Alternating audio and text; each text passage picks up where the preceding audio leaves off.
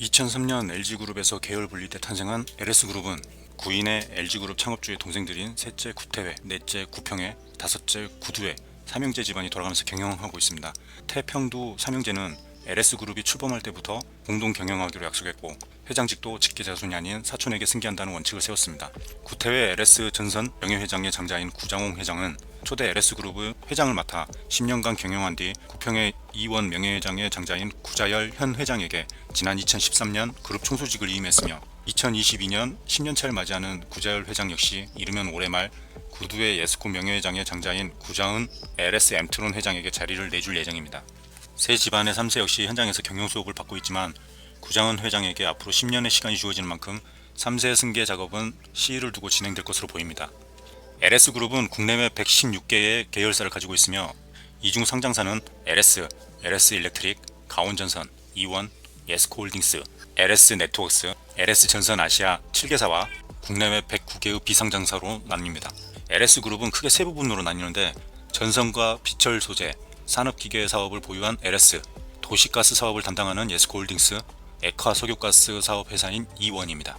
LS와 에스코 홀딩스는 지주사이며 LS 지부는 삼형제 집안이 모두 갖고 있고 초창기 그룹명이 LS전선그룹이었던 만큼 전선사업은 LS그룹의 정체성이며 초대 LS그룹 회장이었던 구자홍 회장의 동생 구자엽 회장이 LS전선을 이끌어가고 있습니다. 최상위 지배기업 LS, 즉 상위 지배기업 LS전선, 기타 특수관계자로 LS글로벌 인코퍼레이티드, LSITC, LS네트워크스, LS일렉트로닉 베트남, LSIND, 가온전선 등이 있습니다. LS전선 아시아는 4개의 종속회사가 있으며 베트남 법인인 LS비나, LSCB, 미얀마 법인인 LSGM의 3개 제조업이 있으며 LSGM의 종속회사 LSGM 트레이딩이 판매업 한계사로 구성되어 있습니다. 1996년 베트남의 LS비나 생산법인을 설립하여 베트남 전력시장 점유율 1위를 달성합니다. 이 성공을 바탕으로 LSCB 두 번째 법인을 설립하고 2015년에 이 두 법인을 지배할 지주사인 LS전선 아시아를 설립하게 됩니다. 2016년 외국 기업을 지배하는 지주사들 최초로 유가증권 시장에 상장되었습니다. 2017년 지주사인 가온전선과 합작하여 미얀마의 LSGM 법인을 설립합니다. 전선산업은 국가의 기간산업으로서 크게 생활산업용 전력을 공급하는 데 사용되는 전력 케이블과 데이터, 음성, 영상을 송수신하기 위한 통신 케이블로 나누어져 산업 전반에 걸쳐 에너지 및 정보 전달을 가능하게 하고 있습니다. 따라서 대부분의 수요가 국가 전력망 구축 및 유지로부터 발생하며 전력, 통신산업을 전방산업으로, 동을 중심으로 한 금속산업을 후방산업으로 두고 있습니다. 선진국의 경우 기존 전력망에 대한 교체 수요가 지속적으로 발생하고 전기 차량용, 해저용, 산업특수선용 등 스페셜 케이블 수요가 증가하며 개발도상국의 경우 산업화, 도시화에 따른 전력, 통신망의 급격한 증가 트렌드를 갖고 있습니다. 전선산업 중 전력 케이블 시장은 초기에 대규모의 자본 투자가 필요한 장치 산업이기 때문에 신규 업체의 진입 장벽은 매우 높은 편입니다. 시장 선점이 매우 중요하며 새로운 경쟁자가 진입하기 쉽지 않습니다. 전선은 약 2만 5천 종으로 세분화될 만큼 다양하며 주문 생산 체제가 확립되어 있고 개발 능력이 뛰어난 대기업을 중심으로 산업의 집중화가 되고 있습니다. 별도의 설비 투자 없이 공정은 변경만으로 다양한 품종을 생산하여 수요에 대응할 수 있어 주문 생산형 산업임에도 불구하고 규모 경제로 인한 이점이 크게 작용하고 있습니다. 전선 산업은 원재료의 비중이 높은 산업입니다. 원재료는 동과 알루미늄으로 구분되는데 전선 및 통신 케이블 총 생산량의 대부분이 동을 원재료로 하고 있습니다. 따라서 국제 원자재 시장에서의 전기동 가격 변동이 수익성과 직결되는 구조를 가지고 있는 것이 특징입니다. 전선 산업의 주요 원재료는 동으로 전력 케이블 및 통신 케이블 제품 원재료의 대부분을 차지합니다. 광산에서 채굴된 동 정광은 동 재련 업체를 거쳐 순도 99.9%의 전기동으로 재련되며 전선 업체는 이를 매입하여 전선의 도체 역할을 하는 동봉을 제조, 제품의 원재료로 사용됩니다. 전기동 가격의 변화는 영향력이 큰 변수로 작용하고 있으며 구매처의 다양성, 원재료 가격 결정력, 장기 구입 계약 여부 등에 기반한 안정적인 원재료의 조달 여부가 생산 및 영업 안정성에 주요한 영향을 끼치는 요인으로 작용하고 있습니다. 전기동 가격의 결정 기준이 되는 전기동 LME 시장에서는 국제적인 수급 및 투기 수요 등의 요소가 복합적으로 작용하고 있어 그 변동성을 예측하기는 어렵습니다. GMS는 메콩강 유역 경제권으로 메콩강에 인접한 신흥개발지역 베트남, 미얀마, 라오스, 캄보디아 등을 지칭합니다. 높은 인구 성장률, 젊은 인구 구조, 값싼 노동력을 바탕으로 향후 높은 성장 가능한 개발도상국입니다. 베트남은 넓은 영토, 높은 인구 성장률, 풍부한 자원 등 훌륭한 성장 기반 위에 성장 의지도 매우 강한 나라로 포스트 차이나로 불리우고 있습니다. 25년에는 인구가 1억 명을 넘을 것으로 예상되며 노동 가능 인구 평균 연령대가 28세로 젊어 높은 성장 여력을 가졌다 평가됩니다. 베트남은 GMS 첨단 인프라의 중심이며 전 세계 첨단 제조 산업의 생산 기지화로 활발한 FDI와 국내외 기업 진출이 활성화되고 있는 지역이기도 합니다. 베트남의 전력 시장은 GDP 증가율을 상회하여 성장 예상되며 시장 규모는 1조 2천억 원 이상으로 전년 대비 약 7% 성장한 것으로 추정됩니다. 25년까지 송배전에 112조 원 투자 예정이며 30년까지 3조 3천억 투자 예정입니다. 급속한 경제성장 대비 지속적인 전력 부족으로 인해 발전소 및 송배전 설비의 증설에 대한 필요성이 꾸준히 이어지고 있습니다. 베트남 건설 인프라는 정부 주도와 외자 투자를 합쳐서 276조 원 규모에 달하며 2030년까지 계획된 스마트시티 관련 투자 규모는 902조 원 규모에 달합니다. 교통난을 해결하기 위해 하노이와 호치민의 각 8개, 6개의 도시철도를 계획하고 있는 등 인프라 확충 계획을 가지고 있습니다. 선진국의 경우 송배전망의 안정성 요구 증대 및 전력 효율성 향상을 위한 교체 수요의 증가로 지속적인 전력 케이블 수요 증가가 예상되며 특히 송전 라인의 교체 수요가 증가되고 있는 유럽 시장에서는 EU 베트남 FTA로 베트남 및 유럽 시장에서 신규 수요가 예상되고 있습니다. 현재 베트남 시장 내 LS전선 아시아를 포함한 상위 3개사가 과점 시장을 형성하고 있습니다. LS전선 아시아의 GMS 시장 선점에 따른 진입 장벽을 사전에 형성하여 베트남 송배전 시장의 절대적 시장 지배력으로 향후 전력 수요 급증에 따른 수혜 예상됩니다. 추후 투자에 따른 전선 시장에 늘어날 수요를 대응하기 위해 LS비나는 용광로 캐파를 3.7배 늘렸으며 LSCB는 중압 전력 케이블 라인 1.3배를 증설하였습니다.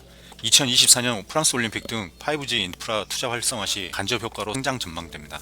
최근 신재생 에너지에 대한 투자가 증가하면서 태양광 및 해상풍력 시장의 성장 속도가 가속화되고 있습니다. LS전선 아시아는 2045년까지 360조 원을 투입 계획을 발표했습니다. LS비나 공장 부지를 현 대비 3배 확장 이전, 해저 케이블 자체 생산 설비 증설 등 해저 풍력 및 육상 풍력 시장 선점에 대한 포부를 밝혔습니다. 참고로 해저 케이블 생산 능력을 보유한 현지 기업은 없습니다. 통신산업의 경우 4차 산업혁명 인프라 구축으로 인한 UTP 케이블 수요 증가가 예상되고 있으며 신흥구급 5G 도입 검토 등 광케이블 역시 견조한 성장이 예상됩니다. 미얀마는 현재 전력 발전량 공급 부족으로 계획 단전을 시행 중입니다. 미얀마 전력청은 2030년까지 총 발전 용량을 현재 3.5기가와트에서 20기가와트로 확충할 것을 보여지며 전력 산업의 성장이 예상되고 있습니다.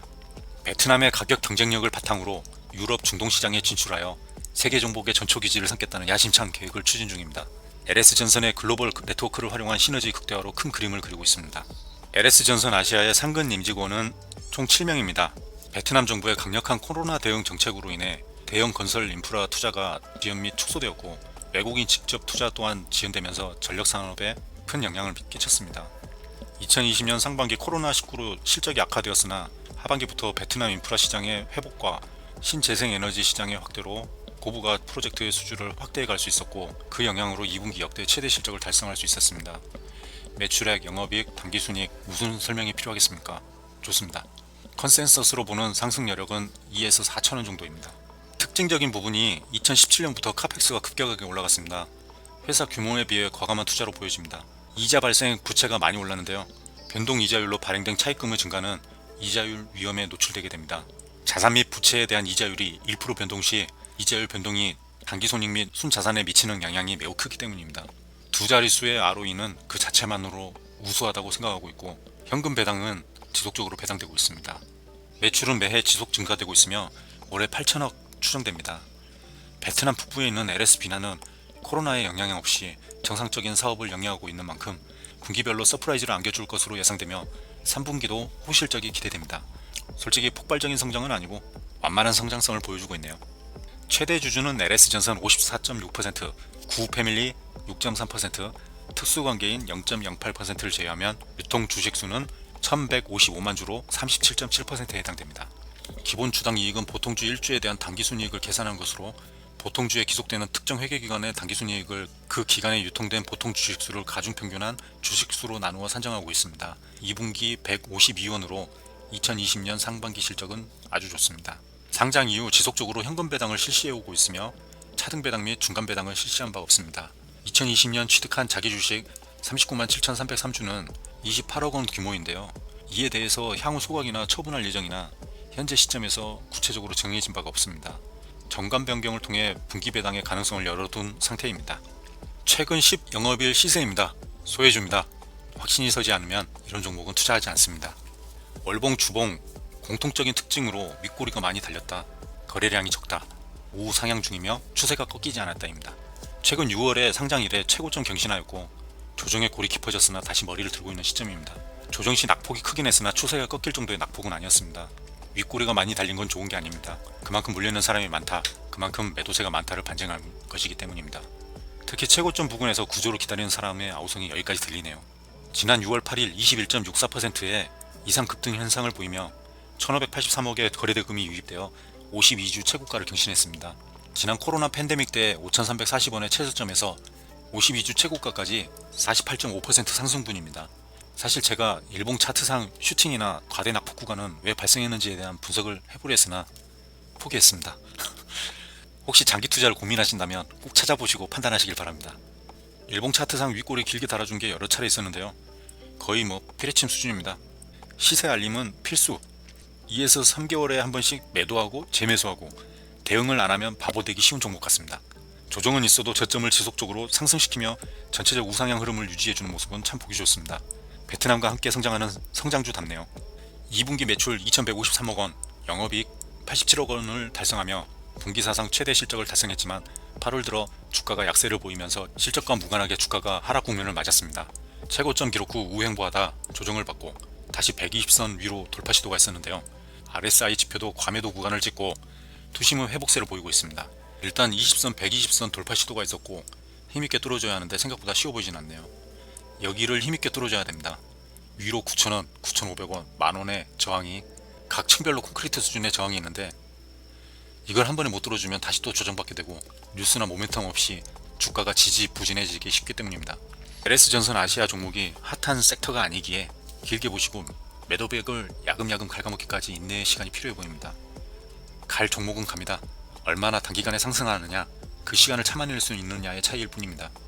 횡보를 하더라도 일목균형 의문 위에서 9,000원 위에서 횡보를 하면 좋지 않을까 생각해 봅니다. 결론입니다. 베트남과 함께 성장하는 LS전선 아시아, 베트남 내수 경기 회복세에 접어들고 있으며 전력 케이블의 수요가 증가하고 있습니다. 하반기 전력 부문 지속적인 성장 예상되며 통신 부문 수익성도 개선 예상됩니다. 베트남 신재생 에너지, 특히 풍력 에너지의 시장 성장으로 인한 수혜가 예상됩니다. 단기보단 장기에 적합한 종목으로 보여집니다. 강성주주라면 1조 달성 때까지 버텨보십시오. 다른 걸 떠나서 소외주인 점이 매우 큰 단점으로 보여집니다.